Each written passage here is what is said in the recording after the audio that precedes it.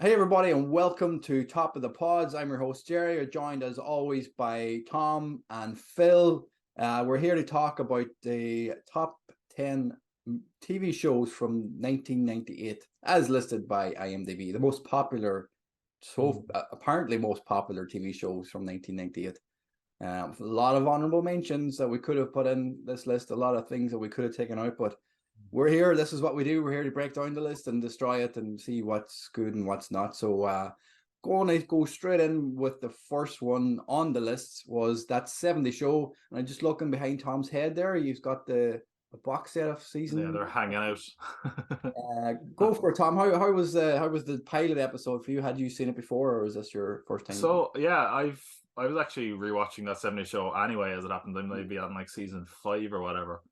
And yeah, this is one of the sitcoms that I think has held up pretty well. I think it's because it's set in the 70s, you know. It's like it was like out of date already, so it had the kind of a timeless quality about it. Yeah, this is one that really kind of hits with, you know, my generation. You know, people love this show, and obviously they just did that 90s show for Netflix as well, so it's like in the conversation again.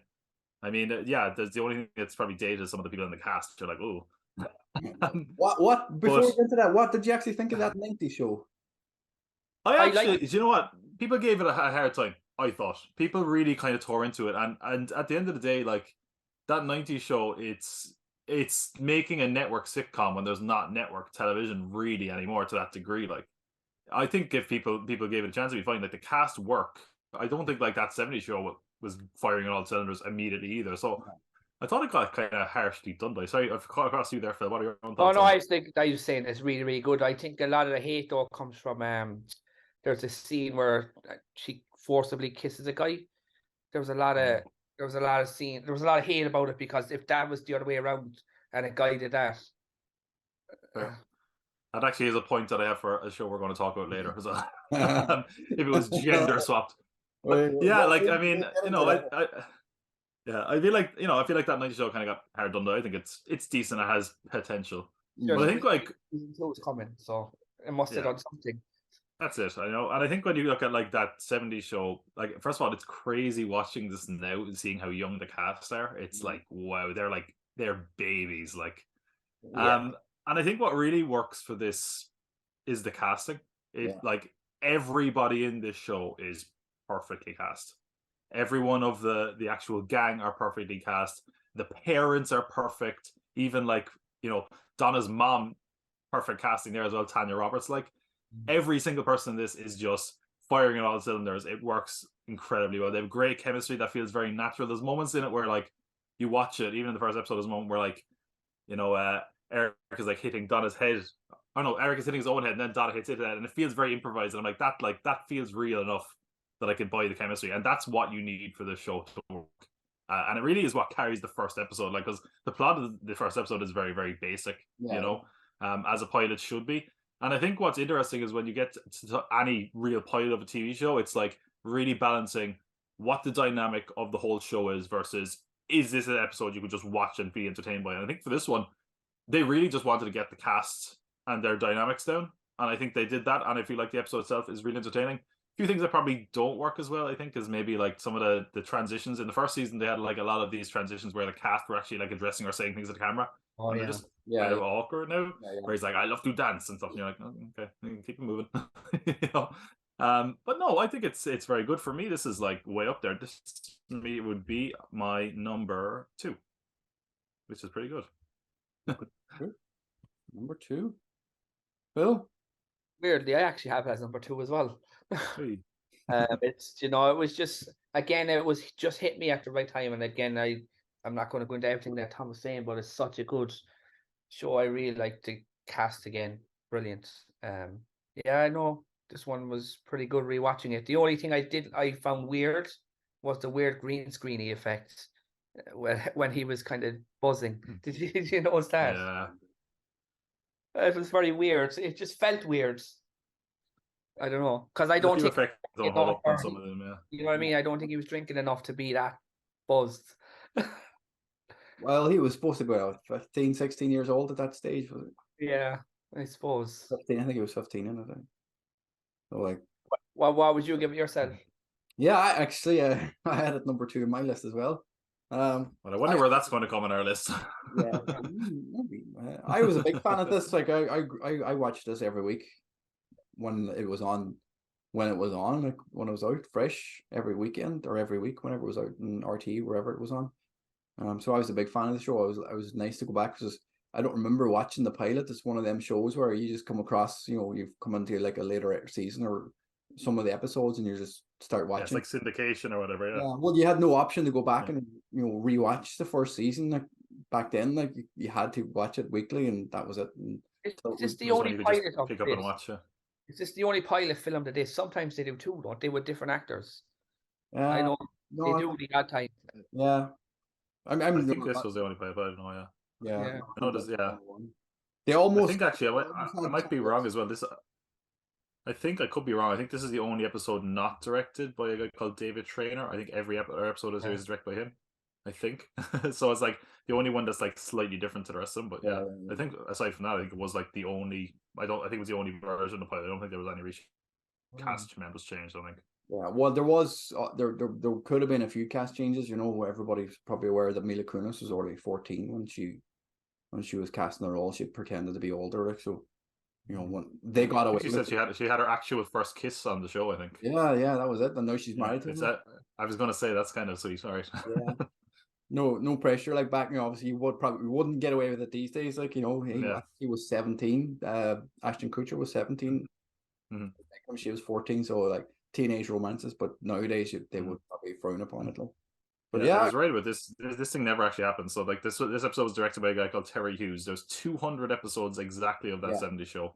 199 of the episodes are directed by David Traynor, which never happens in TV. I don't know why he was the one guy the whole time, but there you go. He got stoned with the cast probably. I was gonna say he just never left. They're like he's here anyway. He had his own Vista Cruiser. So number 2 in the list for everybody. Moving on from teenage romances to adult romances into New York City. We're going with Sex in the City. As you can see again over Tom's shoulder, he's got the box set. I'm not sure if it's been all watched yet, but he's got the box set. It's pretty. I'd say it's unopened. I'd say. Sex in the City. I saw this very cheap, so I was like, I might as well $5 for the whole thing. This is one of those ones where it's like has a reputation. It was a HBO show, and I was like, I'd get around to watching at some point. I was kind of underwhelmed by it actually. I thought I kind of might enjoy it, even on a weird campy level, but it was kind of weirdly annoying. Like it was very grating. Even the theme song, I didn't like the theme song. The theme song had a weird, and the music in general has a weird like. I don't know. It kind of sounds like a really like a fun kind of detective noir romp. Yeah, I was thinking. I don't know. It's just really bad James Bond transition music. Like it's like some sort of PG Woodhouse or like that bad version of Casino Royale or something like. I don't know the way like things are shot. Everything shot seems to have like a bit of a soft focus, like kind of going for like some sort of fairy tale-y quality to the whole thing. And I can kind of see why it was a big deal when it came out, because it was saying things that like probably very empowering for women and not really said back when they came out 25 years ago. Now it feels like a real time capsule. It's like, women can just have sex with men and not make a big deal of it. And you're like, well, we all agree on that now, and it's like, I don't know, it because of that, it really at times it just comes off as someone like ranting their dating manifesto at you at times, and you're just like, I don't care. There's nothing really that I enjoyed. I mean, there was a kind of few kind of like production-y kind of stylistic choices I thought were interesting, just because they were kind of weird, like having the people like address the camera. I thought was kind of an interesting convention, but I've also seen it done a million times before. The worst line that has aged is at one point they see it's Mr. Big, I guess, I know from pop cultural osmosis. He says he's the next Donald Trump. Oh yeah, girl, what a catch you got there, fucking. If you look at the actor's career since then, there's. Well, that's true. Yeah, that was very telling, actually. Yeah. People were glad he died in a Peloton by the end of it, I think. But I don't know. And I thought it was weird. Is like, and I always I love watching pilots because I love how it hooks you. and the one for this one was like such a weird like false depth. Like it did come off like something that you would see in like a detective novel, where it's like, have you ever been in love? And he's like, yes, and then it's like a freeze frame or something, and you're like, what? Okay, right. I'm supposed to watch and see if she falls in love. I don't give a shit really. It was an 8 for me. Maybe I could kind of see myself getting into it on like a campy, ironic level eventually, but like the first episode certainly didn't do it for me, to be honest. Phil? You know what? I was a lot different than I was expecting it to be. I've never ever seen it. I had no interest in ever watching it. Firstly, I put it 7th, just so you have there. But yeah, it was weird compared to what I thought it was going to be. It was I don't know what I wanted to be. I suppose that would be my biggest thing with it. Well, there's like a kind of a cult following with it, in the female and you know, LGBT community. Like if you go back, it was very, you know, it was very groundbreaking. And how many years did it get? How many seasons? Six seasons, but it was like a 2-part season for the last one, and then it had 2 movies and a prequel series, and now there has a sequel series without Kim Cattrall. What is all this useless information in my head, by the way? Like, here's where the Sex and the City universe is. Like, oh, I don't know what it is. I wasn't feeling it, but there's stuff that's worse than that in this. Yeah, it wasn't really bad, but it wasn't brilliant. Yeah, I'm not defending it. The later episodes, I have seen. I didn't go back and watch it every week, but I have seen episodes of it. I have seen the movies, just because it's a movie. Like I'll sit down and watch any movie just for the hell of it. The movies are terrible; they're absolutely terrible. But some of the episodes, not all the episodes, but some of the episodes I've seen have been pretty funny. Like Kim Cattrall's character in later seasons, she's hilarious. I think she's probably the best character in the show. I wasn't a big fan of Sarah Jessica Parker in the lead at all. Didn't really do it for me. The pilot didn't do it for me. It wouldn't make me want to go back and watch it. I put it at number 6 based on other episodes because I haven't. But you know, if somebody's going to go back and watch it, you know, it's not 3 lads, it's not being sexist or anything, but you know, you could see women go, you know, watching the first episode. I was going to say, like I'm glad we added 3 lads to talk about Sex in the City. Here we go. But yeah, no, like I think that's kind of what's tricky about like when we're watching just pilots. Like sometimes it takes a show like a couple of episodes to find its feet. Normally I kind of give it a 3 episode kind of run at least to see if it figures itself out. But when you I think there's no talking to the camera, there's no breaking the fourth wall. And most of the other episodes that I've ever seen, I think this made it the pilot where she broke the fourth wall. I don't think they've ever done that since. And I think it's also like nowadays HBO will like film a pilot and then they would bring it to series, or maybe, you know, refilm the pilot. Where like this was early HBO, like this is 1998. Like it wasn't like the powerhouse of like TV drama really yet. Like this is like, I think 98 was like what, first season Sopranos today, or maybe. Yeah, 90, was it 97 the first season? Maybe I don't know. So it was late 90s anyway. So it's like, you know, it's a different time and place. And I think Phil kind of said there's something that hit me as well, as like it wasn't what I expected it to be. Like, and I think I had that idea in my head. Maybe I expected a bit more. I don't know, maybe a bit more realism or grit. Like, and it was fine for what it is. And I probably will try it again at some point. And I could see it being a totally different show. But yeah, for the pilot, are you going to try Sex in the City, or are you going to have Sex in the City? Someday I hope to have both. Okay, that was Sex in the City. Moving on to number 3 on the list was Charmed. Pretty interesting show. I can take the lead in this one if you want. Charmed, again, another one of them, you know, episode seasons that I fell into. I did watch a lot of them when I was younger. Again, I missed the pilot completely. Probably missed the whole first season. It was one of those supernatural things, like where I was watching Supernatural. I was watching something else. I can't remember what the other show was, and they're all, you know, Buffy or Angel. No, definitely not them. Or Buffy and Angel and all these ones. Yeah, I was never a big fan of Buffy and Angel. I didn't watch them. I was like Supernatural. I was like, I know Supernatural was later on, but I think I came into Charm because of Supernatural or one or the other. But I had watched a lot of episodes, and again, the pilot. This pilot, it was the second pilot because they shot one previously with a different actress for Phoebe's role. So they reshot it. Basically, the whole well, I don't know, they reshot the whole thing, or whatever scene she was in, they cut her out and just put Alyssa Milano back into them, but they were reshot. It was a good, for a pilot episode, it was good. You know, it was a nice way to introduce you to the characters and let them introduce themselves. You didn't just come into the episodes and they already had the powers, and you're like, there was no explanation of why they had the powers. It built up to them getting their powers and figuring out who they were. So I really enjoyed it. I have a number 3 in mine, not because the power of 3 or witches or anything like, but just number. Good. I enjoyed it. Phil?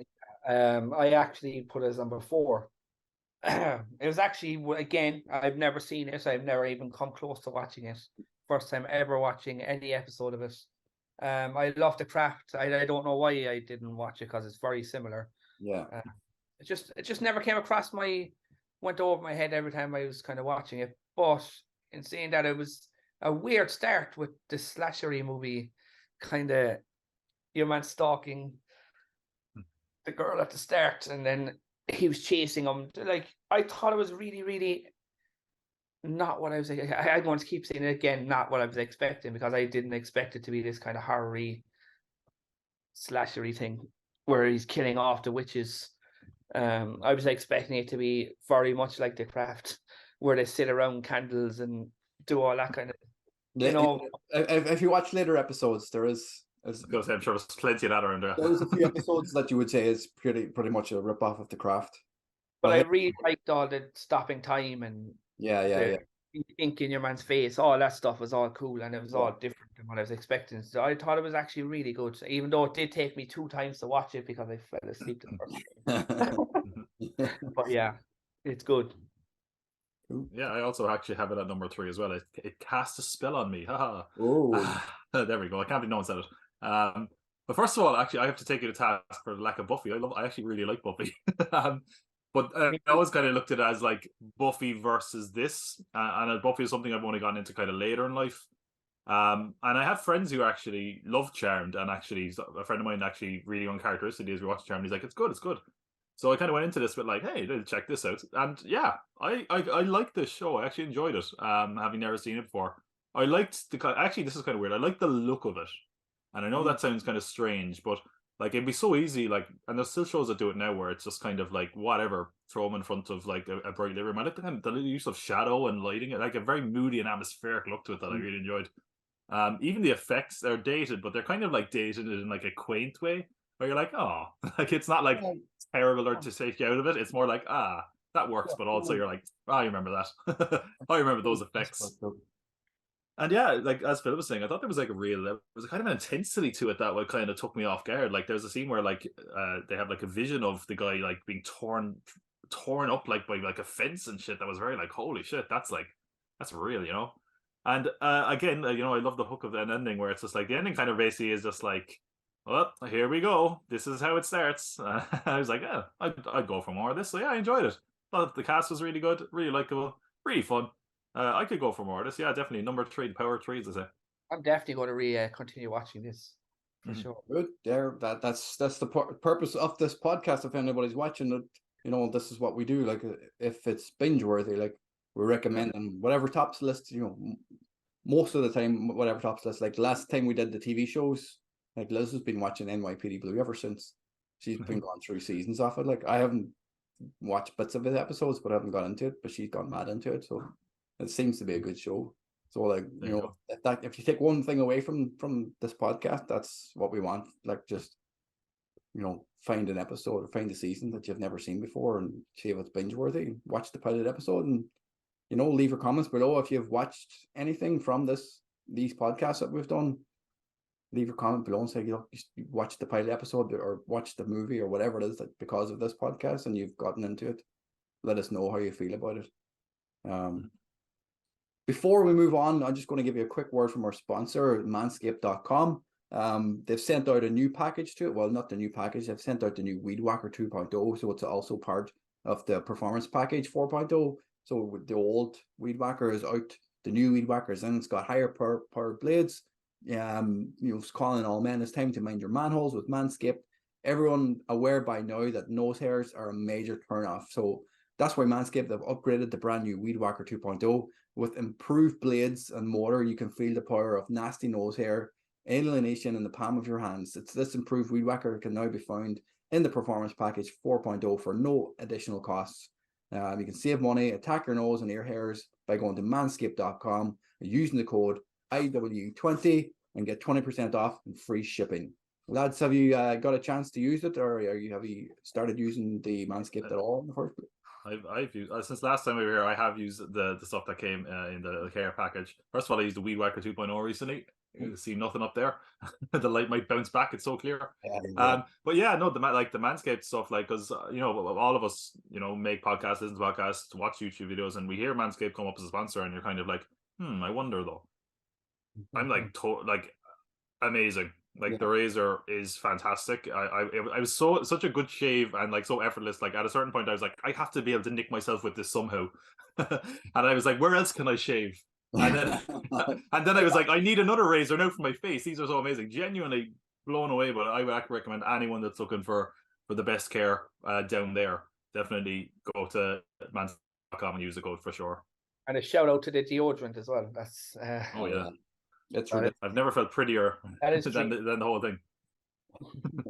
There you go, lads. We've all recommended it. It's for you. You can get it for men, women. If you want to buy it for your man, buy it for your dad, buy it for somebody in your family. You can use it. Women can use it as well. It's not sexist. You can shave whatever hairs you have with it. It'll work. It's just called Manscaped. Eventually, it'll come with Women'scaped. We're hoping Liz wants that package. She hasn't used mine yet, but maybe she will someday. I'll come across it and something will be achieved. Again, lads, go to manscaped.com, use the code IWE20, 20% off, free shipping, in the code worldwide shipping. Thanks again to Manscaped for sponsoring the podcast. Okay, lads, moving on from Charmed to back into New York City, this time in the borough of Queens, to the King of Queens. Phil, I'll let you take the lead in this one. This is something I really enjoyed. Again, yeah, this was actually quite funny, because it's up and like between this and Will and Grace, I was kind of hippie and which one was better, but I think I preferred this one just slightly more. Kevin James is always funny. This one about trying to get the TV going in the basement. Is really, really good. No, I thought it was quite funny. It's a bit dated in places, but it still kept me entertained for the 20 minutes, I think. Yeah, it was quite, yeah, I like that one. It's quite funny. I put it at 5, I think. 5, okay. Tom?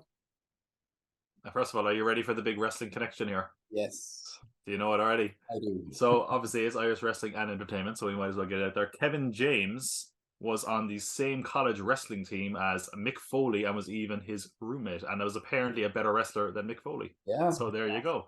But yeah, the King of Queens is one that I actually saw very little of the King of Queens. I was aware of it, but like it was always like if it was on TV, it would be on like a Sunday at some weird time, and so I never really got to see it properly. But yeah, I mean, as Phil said, dated. I wrote, I don't think anything will be quite as dated as him fawning over the TV that is now just an absolute relic. But I thought the cast was great. I mean, Kevin James is really, really good, and like people kind of write him off as like, oh, Adam Sandler friend, but no, he's like really, really good, and he can carry a show like here.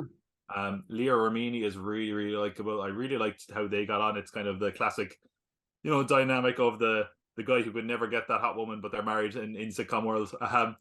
And I mean, I like anything Jerry Stiller is in, I'm going to just immediately fall in love with. I love like there's a really great joke as well in this where like he's shaving and the sister gets in the shower behind him, and then the next scene he's just got cuts all over his face, which is like one of the biggest laughs I got out of any of these shows. But yeah, I feel like it was a good pilot in that sets up show, but I didn't love it as much as I want to, but I also feel like if I kept with this, I would love it even more, because it was just like about getting, the dynamic set up, getting the father into the house. So I feel like I'd go back to this and watch it more. But for what it was, it landed at number 5 for me. It's the highest rated sitcom aside from that 70 show I have on the list. I'll say that much. Cool. The highest rated and the last sitcom of its style in the 90s, and probably in a long time, probably ever since Netflix came along. It's It was the last. Was Everybody Loves Raymond similar time? That predated it. I think it was like 96. Okay.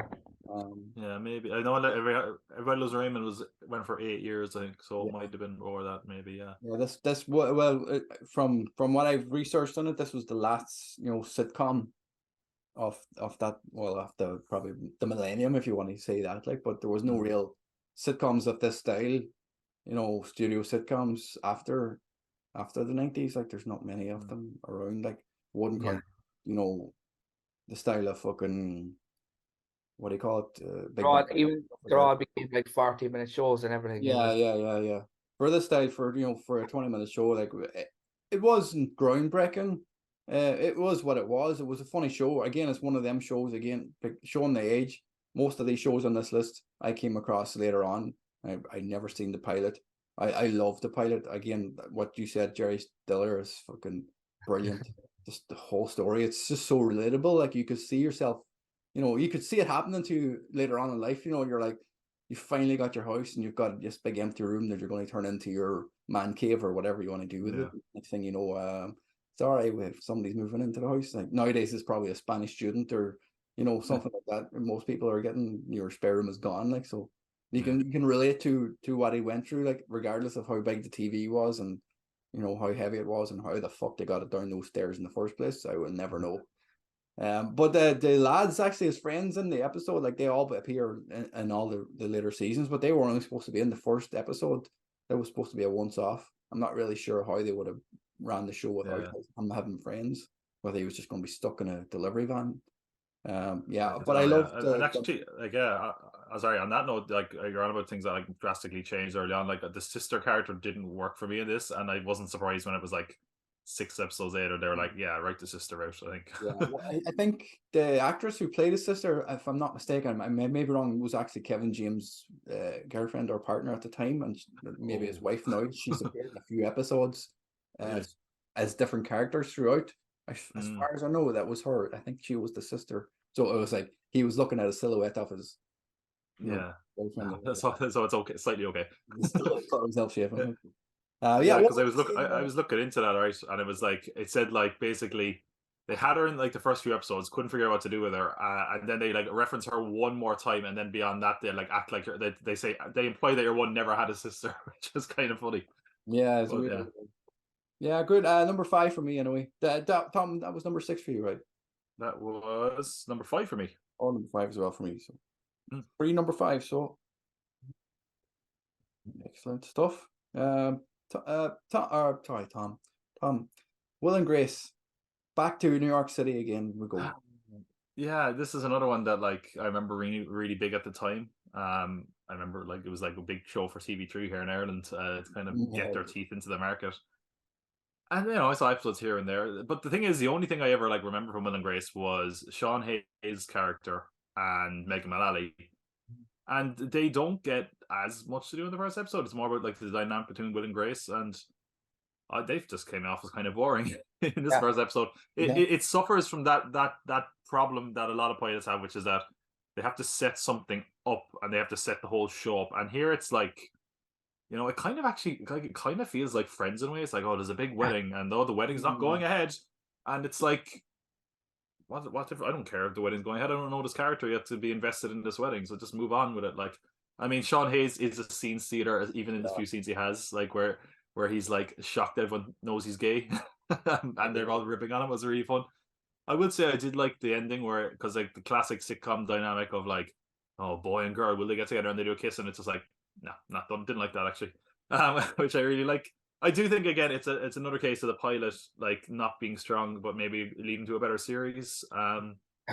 It was okay.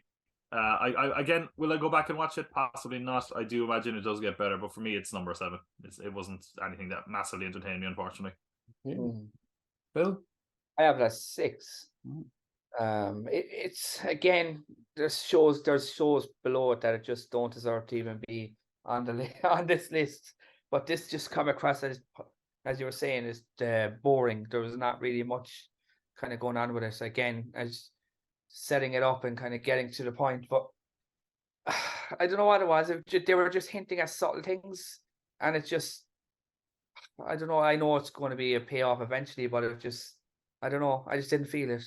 It doesn't make you want to go back and watch. Yeah, I don't think I'd go back and watch it, but I kept thinking it Darman Drake for some reason. Yeah, there was a few shows in that time that had that similar. And what was the other one with Helen Hunt? Just Shoot Me, is that what Just that Shoot is? Me, yeah. Was it just no? That was. Or was it Mad About You? Mad About You. That's the one. Yeah, Mad About You. Yeah. There's a lot of them. They were all the same, like Caroline in the City and all these kind of. Fuck yeah. But yeah, this was just felt like something was missing, and I don't know. Yeah. I just couldn't explain it. Yeah, I have to agree. Like again, I know I keep repeating myself, but it's another one of those shows that you come across, missed the pilot, and ended up watching it as it went on, mainly because of Megan Mullally and Sean Hayes. Like they steal every episode. I don't care.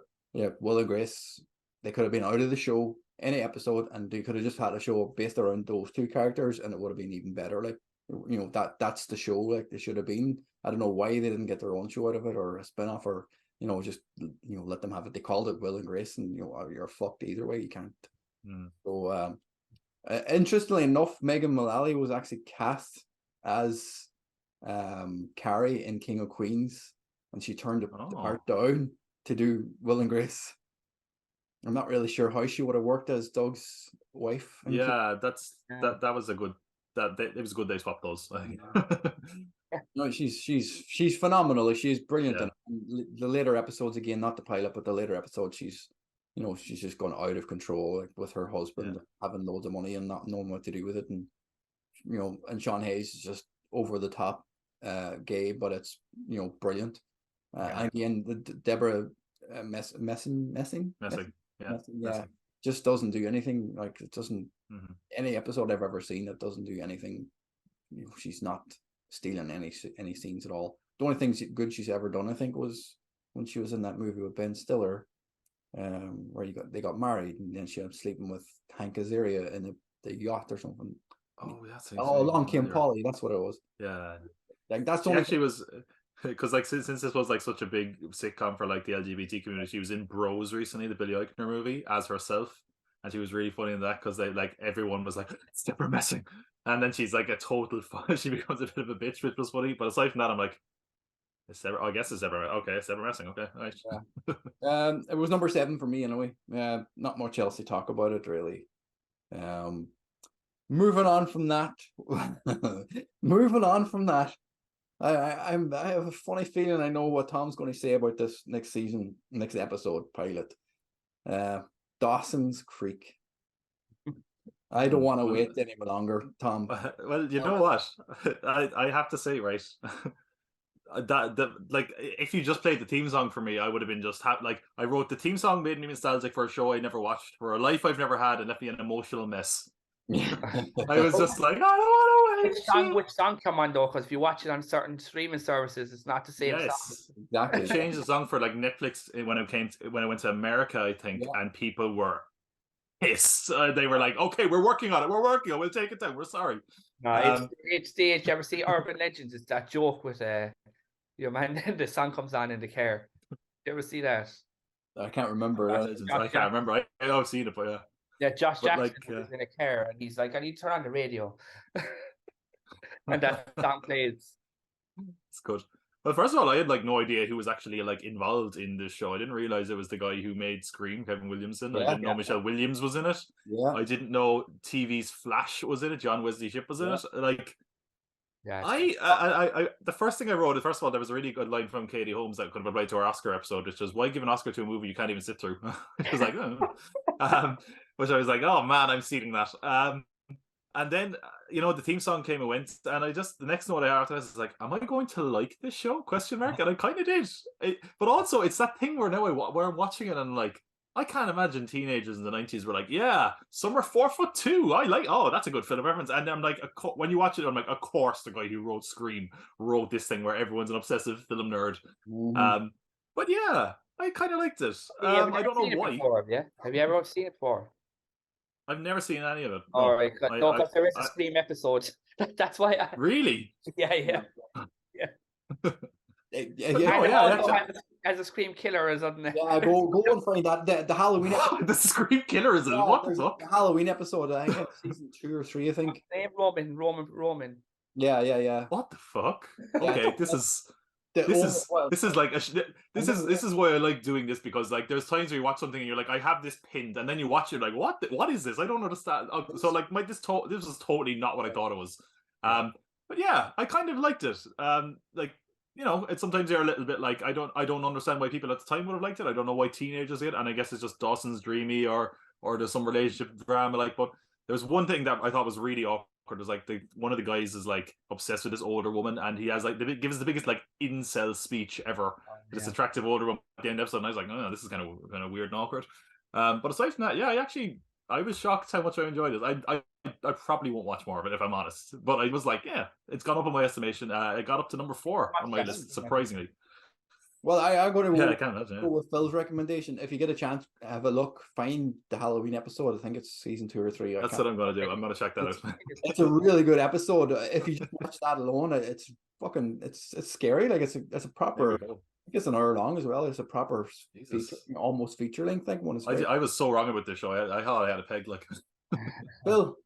Yeah, it's actually my favorite show of the whole thing. Really? Yeah, number one. I grew up with love Joey Potter, like just yeah, so it was just great. But no, there's a line, I don't know what season it's in, where he's like, "You're giving me my perpetual myopia." What? It's a line of dialogue by Kevin Williamson, who always writes really weird dialogue for teenagers. I was going to say that sounds like someone probably had it like written over their high school notebook or put in their college locker. There's also a lot of great jokes throughout the series, which I love. There's a Scream episode, and there's also a line where Joshua Jackson mocks the Mighty Ducks.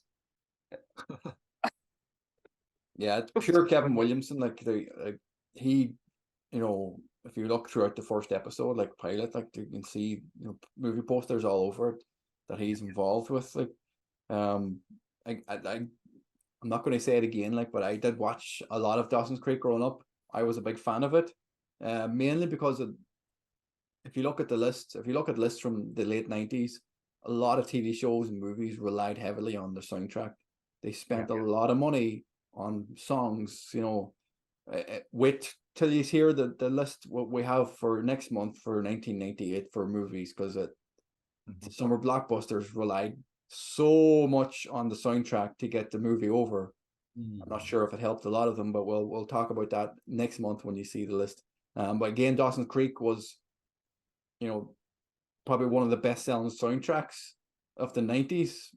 The first season, they had so many songs throughout it. Like, this was one of them Kevin Williams things to do. Like, you know, when he's writing stuff, like, he has to have certain songs and certain scenes it only works with. Again, with all the movie posters. So I enjoyed it. It was number 4 on the list for me. It was a nostalgia number 4. I just had flashbacks again whenever Phil said about the Halloween episode. I forgot totally about that until now. I'm going back to find that episode tonight to watch it just because of how good I remember it, because we had it on we recorded on a videotape. I think I had The Craft, I had that episode, and I had some stuff from MTV or something on this videotape for years, and my brother stole it on me and they took it down to a house party one night and never came back, because they were doing a watch along before it was a thing. They all watched the fucking Halloween episode of Dawson's Creek. They took the piss out of it, and I think they ended up enjoying it, but I never got the VHS back again anyway. But yeah, number 4 for me. Isn't it like, it's also, if you're for Scream 5, they do show a clip at Dawson's Creek. I think they do. Yeah. They show Roman on screen. Yeah, they show Roman on screen. The one thing we didn't mention is stuff that you wouldn't, again, something else you wouldn't get away with in this day and age is Pacey and the teacher, like, because he was 15 and she was not. Oh, I didn't copy he was 15. Oh, that's fucking weird. Yeah. Well, that's why they mentioned, like, if you look at it, they mentioned the Summer 42 in it, and he said it to her. He'll be, you know, that's the reference that he had, because he was underage in Summer 42. Again, going back to one of our, you know, that was the first one episode. Was that Summer 42? Yeah. Go sick plug. Go back and watch our previous episodes from 1971. You know, we review Summer 42 and a few other movies from that year. I'll link it up here in the description. Moving on from Dawsons Creek, outside of the reality, we're going into cartoons. The only cartoon on the list is Cowboy Bebop. What do we say about Cowboy Bebop? I love this, and it has the best opening to something animated. Yes. So visually amazing. Go for it, Phil. No, I wasn't expecting it to be just this mad visual master. I don't even know how to describe it. It's just mental. The remake of it came out recently, and it wasn't very good on Netflix.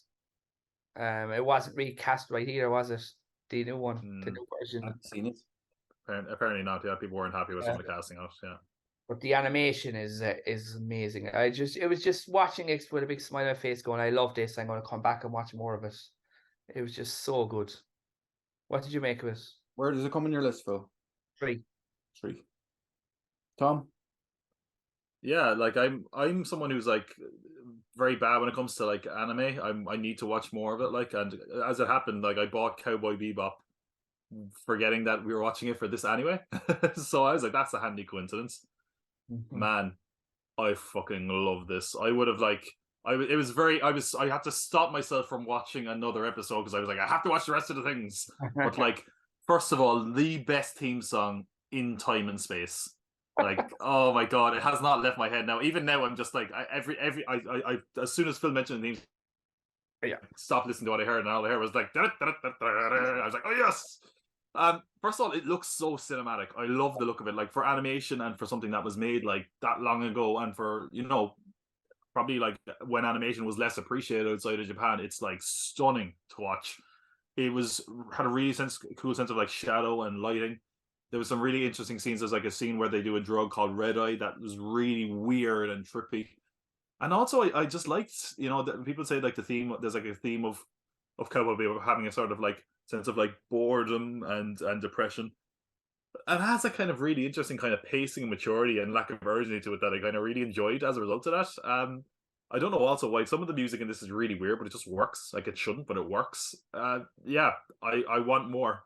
And I'm definitely going to tear through this. I fucking loved it. It's my number one, without a doubt. Number one? Number one for me. Great. Number one for me as well. I'm a big anime fan, and I can't believe I've never seen it before. This is the only one on the whole list that I'd never seen any episodes at all. Never even heard of it. I didn't know what it was. And like, I used to watch anime years ago. I'd go searching for as much anime as I could. I still can't believe this never came across my eye. So I was delighted to sit there and watch it. And I would, again, same as you, I just wanted to binge watch it because it's on Netflix. You could just binge watch it in a couple of hours. First episode was phenomenal. Like, I loved the story of it. Like, you were kind of rooting for the bad guys in it. The couple, like, you were hoping she might survive, and this drug that they're selling, like, it's fucking up people's nerve systems and stuff. So it was so well done. The animation was very well done. Animation is incredible. Yeah, it really was. So like modern. It looked so modern. It looked like something made.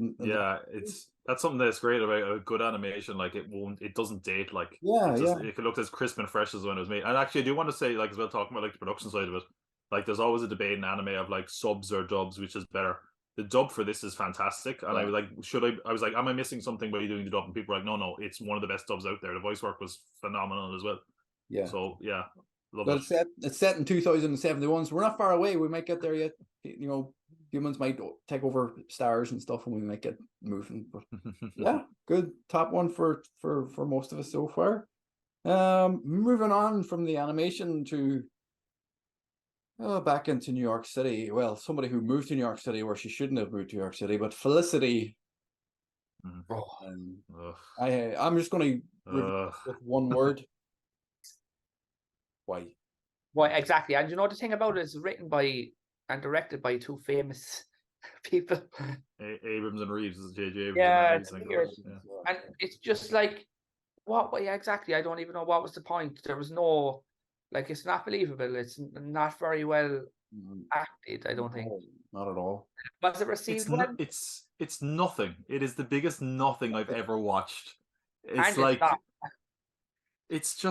it's rich white girl problems. I'm in college. I don't like college. And it's like, how do you make it a show of this? How is this 4 seasons? I don't understand. I was actually watching this. I was like, I do not understand who this show is for. Is it for adults? Like, is it for like? But is it like who? Like, I can't like. You would normally, if you on the face of this, you'd be like, college students will watch this. Why would any college student want to be like, oh, let's watch this person be miserable in college? Just live your own life. Be miserable in college yourself, or whatever the fuck. This is nearly where I shut off, by the way. This is I don't think I've ever not finished something on this. Maybe I'm wrong. I got 25 minutes into this, stopped. Then I started something else on the list, didn't finish that, and went back and finished this, and I shouldn't have. It was shit. I really didn't like it at all. The only positive about it is that I had the pink Power Ranger, who I love. That's true. That's true. Where does it come in your list? 9. 9 for me as well. All right, it's number 10 for me. Oh, really? I'm surprised because I think we both know what's going to be the next show. So, yeah. It's number 9. Sorry, it's number 10. It's another one of those shows that I had seen episodes of, but like, flip it. If a man or a boy, yes, I meant to say that. Yeah, his high school crush that he never even had a kiss with, and moved to the fucking whole new city. He followed a woman to college and then went to college. Like that's a horror movie. Yeah, that's exactly what it is. Is that not the plot of You or something? Like, what the fuck? Oh, we have to review that sometime. I've never seen it ever. Oh, brilliant. So moving on from Felicity, there was a challenge watching it. Oh God. There we go. To the challenge. Anybody has never seen the challenge, it's been going on ever since. It's been, they've been making seasons of it for years and years, and it's been different. It's completely different than what it was, of different versions of it and different types of games. So in 1998, it was basically the real world. Stars, put into like a fucking survival show, and they had to go off and do challenges and travel and get places, and it's pretty much as fake reality TV as you can get. Absolutely. Can I say, like, on that note, right? That is how inaccessible this show is 25 years later. Yeah. This is like a spin-off of a spin-off of a. It's like there was the real world, because I couldn't find the challenge first, and it was because I was like looking like season 1 episode 1 of the challenge, and they're like, oh, it wasn't called the challenge. Yeah, it was the real world. Then there was Road Rules. Then they made Road Rules All Stars, which was from celebrities from the real world. Yeah, celebrities doing this. So exactly. It's like people who were briefly famous 25 years ago for being on a reality show, and it doesn't hold your hand when you watch this. It's pretty much just like, these are the people, them. It's like, no, I fucking don't. Yeah, it definitely didn't test the time. It was number 9 on my list. I don't know about you, that's all I was going to say about it. Yeah, it's. I thought this was going to be 45 minutes. Turned out to 20 minutes. I didn't even finish it. I got like half it. This is the only thing I have never finished, by the way. At one point, that guy goes, they didn't know who I was because they hadn't watched my show at all, and I was like, I relate to those people and not you. That guy was a weird creep as well, whoever he was. I don't know any other ones. It's and you know what? I have it at number 10. I honestly almost feel bad. It's almost like, like not good, not bad. It's like ungraded almost. I feel like it doesn't even belong here. It was like, it's not been. It might not be even the worst thing we've ever watched. Yeah, it might not actually be the worst thing to watch, but it's definitely the biggest waste of time we've ever had. Yeah. Ugh. So that's enough time wasted on that shit show. Last one on the list, not too bad of a shit show. 2 guys, a girl, and a pizza place. I didn't. Later, just called 2 guys and a girl whenever they grew up. Oh, I thought the guys were annoying in this. What did you think, Phil? It's just annoying. I think Ryan Reynolds is over the top on overbearing. I just thought that it was just nonsense. Really didn't like it. I just really like. If Felicity was and the challenge were worse, it would be 10. It just maybe it gets better. I know a lot of people love it, but I just couldn't get into how stupid the characters were in it. Yeah, and some of the decisions they were making were just ridiculous. Where does it come on your list, Phil? An 8. Tom? Yeah, this kind of feels like, when they make like a fake sitcom for like a movie. It kind of feels like that. And like 2 guys, a girl, and a pizza place, it's like, And then like they called it Two Guys and a Girl after like the first 2 seasons, which is like literally like the most generic name I can think of for a sitcom. Two Guys and a Girl. Okay, that's great. um, it like first of all, way generous use of the laugh track in this one, where it's like, oh my god, who's laughing at that? No one's laughing at that. Come on. Yeah. Ryan Reynolds in this, he's kind of doing his shtick. It's a bit annoying. Also, I mean, to be fair, he had an amazing glow up. He looks really weird here compared to how he looks now. He really does look better now. The only person I kind of liked, and I would say, and I was like, what's this guy's deal? There's a guy called Mr. Bauer who like he just comes up and starts retelling Jaws as if it's his own life, and I was like, that could be a fun, quirky character. What's his like shtick? Like, what's wrong with him? And they were like, oh no, he just relays experiences of his life as movies. And I was like, okay, that's actually going. That would be very annoying very quickly. Actually, if it was every episode. I know people like yeah. It also like I mean also they might as well just call it Two Guys. The girl in this, and certainly in the pilot had nothing really to do. It was a decent enough pilot. I'm never going to watch it again. I'm never going to watch more of it. It wasn't that funny. It was fine. I put it at number 6. Oh, number 6. To be honest, I could swap it out with anything lower than list. It's kind of just meh. Okay, yeah. Again, not to repeat myself, but yeah, I had watched it later on. Some of the later seasons are a bit better, but it's Ryan Reynolds is completely over the top, trying too hard to be Ace Ventura for a lot of it. If you watch later seasons, you're like, it's pretty much a carbon copy of Ace Ventura. What was the girl in it? Was she? She didn't do much after. She was in a film with Ben Stiller and Edward Norton, Keeping the Faith. Oh yes, I remember it. She was in that, and I don't think I've seen her in anything after it. I don't think she did. Even your man who was the other guy, I can't even remember, Pete. I don't think I've seen him in anything after it. Her name is Trailer Howard. She was also on the show Monk, apparently. Okay. Yeah, so nothing major. I think the only good thing about it was a launching platform for Ryan Reynolds, really. Like, if you're a fan of Wrexham, it was probably, Wrexham. If it wasn't for the show, Wrexham mightn't be where they are right now. Ryan Reynolds mightn't be a millionaire and be able to afford a football team. You mightn't have got Deadpool the way it was. So that's probably the only positive I can put out of the show. It was number 8 in my list. Just didn't make any sense. Rich white people problems again. Break up with his girlfriend. Didn't want to break up with his girlfriend. His friend made him break up with her break up with him, and he got blamed for it. It was like, you wanted to break up with her, just fucking get over it. And he's supposed to be Ryan Reynolds' character is supposed to be pre-med in it. He breezes through life. Everything falls in his lap, and he's stupid as fuck. And it's like imagine this person. I don't know what he was pre-med, whether it's going to be surgery or some sort of special surgeon or something. I want this fucker operating on me. Did nothing to help my hate for the medical profession in Ireland at the minute, anyway. We won't mention what happened, but if the surgeons and the people who are running the HSE are acting like fucking Ryan Reynolds was back fucking 25 years ago, then we're fucked. But that's the list, lads. That's the top 10 lists. 1990. To be fair, there was only three of them were bad. Yeah. They weren't. There were some good shows. There was some binge watchable. I feel like the top half of the list is pretty strong in general. I feel Yeah. like we all kind of landed in similar enough spots to a lot of these as well. Very similar. Very similar. Generally, we were like negative, positive, meh, nothing. It was generally that kind of. Well, as we've been speaking, I'm trying to work out the top 10 list. So, lads, if you want to talk amongst yourselves there for a minute, if you want, Phil, if you want to plug your movie, or Phil is currently editing a feature movie, Clark, a horror movie, a vampire movie. Am I correct? A demon movie. Hell of a difference in editing mode, which is going to be starting tomorrow after we got all our footage in, which was hell of a difference. The final name, is that just the final name? Yeah, on set. that's the final name. People stalking the actors. That's the final name. But yeah, we're starting editing tomorrow, so now we'll hope to have a screening in October In Cork, yeah.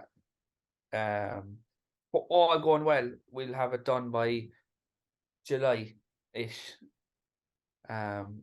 It's a tough process editing with the sound. Your first feature film that I've done. This is the third one I've been on. Your first one editing yourself, though, is it? Or yeah. Well, I did one last year with Steve, so I Right. did one last year. But this is our kind of best shot at it, I suppose. And With this is going to be in the Cannes Film Festival, we hope, or you're going.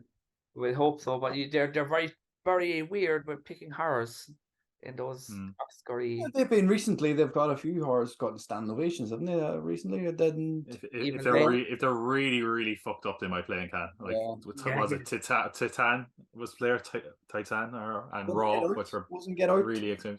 Get Out, maybe, yeah. If they're really socially conscious or really fucked up. Martyrs, I think, was played there. Do you remember that Martyrs? Martyrs, yeah, I watched that for for extreme horror, yeah. Jesus, Martyrs, yeah. Tom, I could see that thing over the French. Have I got anything coming up? I'm working on a few videos. Hopefully it'll be out in the next while. I'm bringing back my review series for the summer movie season, so I'm going to have a review for Guardian soon.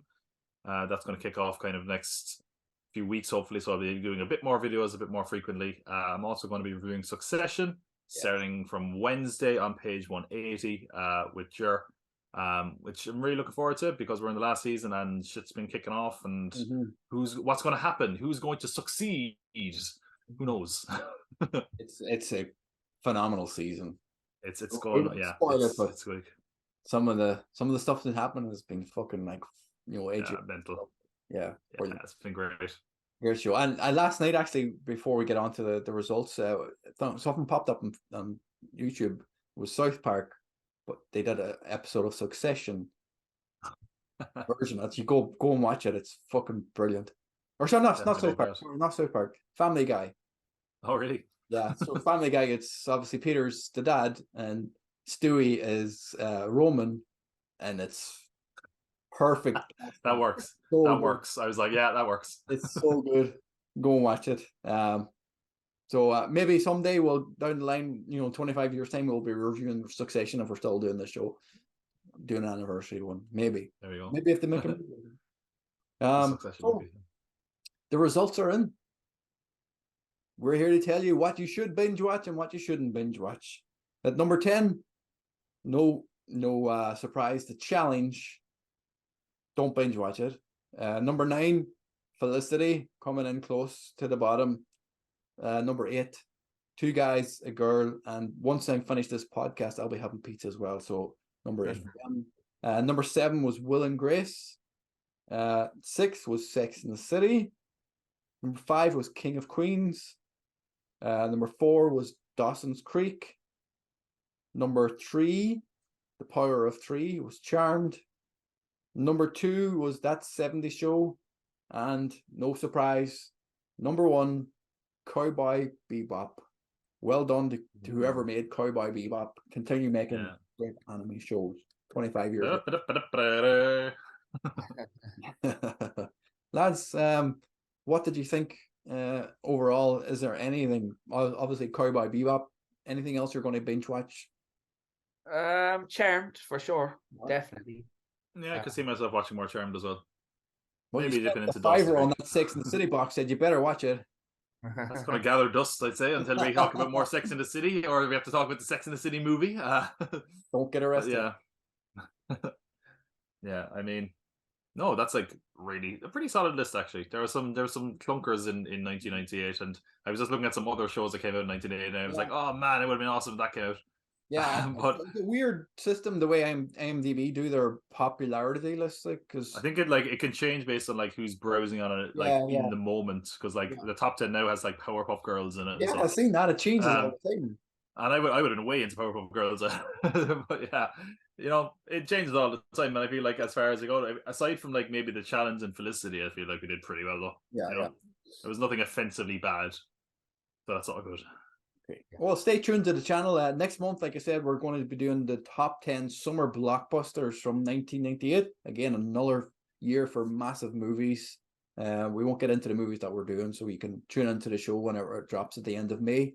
But we're looking forward to watching some great movies. Hopefully, not too many bad ones. I'm sure some of the lads haven't seen some of them, but we're going to have. If you want to give a quick tease, make sure you stay subscribed because you don't want to miss a thing. Get the tracks ready. We might review the soundtracks during that episode just for the laugh. Not the whole soundtrack, but which one is better. Yeah, lads, been a pleasure as always. I'm Jerry. Tom, Phil, thanks for joining us. Again, thanks to Manscaped for sponsoring this episode, and we'll see you on the next one. Bye-bye.